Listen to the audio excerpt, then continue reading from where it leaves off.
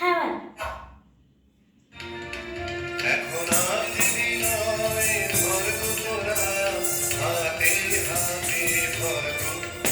আজ আপন পথে ফিরতে হবে, সামনে মিলন স্বর্গ।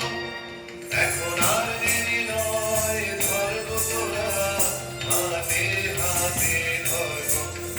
আজ আপন পথে ফিরতে হবে, সামনে মিলন স্বর্গ।